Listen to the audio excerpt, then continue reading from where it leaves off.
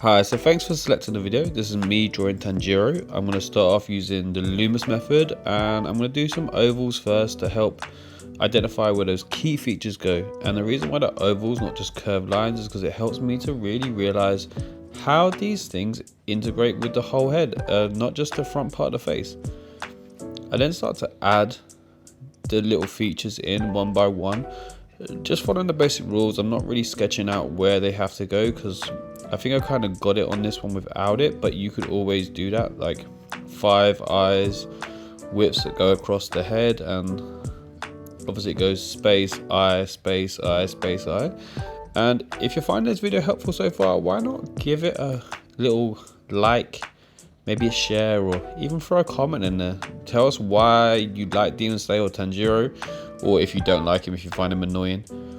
One of the things that I really find cool about Tanjiro is, and to be honest, the whole story is, it shows like he grows as it happens. Like his face changes, his whole look changes a little bit as it goes through the training process. Like his training was meant to take years long, and he kind of develops and changes as that go. Like his hair changes, he grows, his facial structure changes, and that's kind of cool. So I went through the ink. I didn't show it happening because it's just long. You're just watching me going over the same thing. But remember, you can make changes as you go. Just because you've drawn it in pencil doesn't mean you have to put the ink there.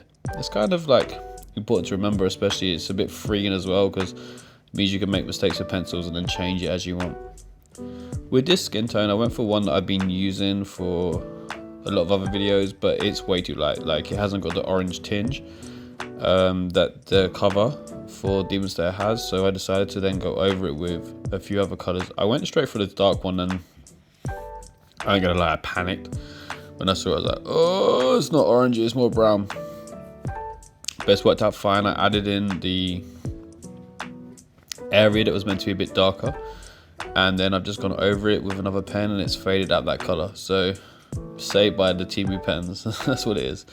Now I used to love like Copic pens, but they're just super expensive, and I think they're kind of like, a lot of people have been doing the same thing. Like the Copic pens have caused, they just cost too much money. Like they're probably better in some aspects, but also like they don't last very long. Like yeah, they're just they're a bit overpriced, to be fair.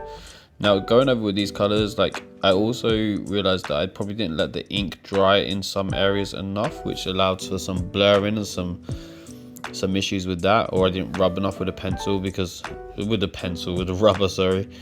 Going over, building up the color here with the skin, and then I did the eyes and the hair the same color. The hair, now I did the whole base with the hair color. Now the reason for this is because like I can add the black wherever I want, and I want it to be a bit more free. I didn't want to try and copy it exactly as the cover for this bit, like just because like that would be way too time consuming, number one, and number two, like I wanted to add it how I wanted to add it. I wanted to play with adding like highlights to the hair as it was, so it's a good like little experiment for me. So I did the whole hair like this, and then that was allowed me to go over with the black.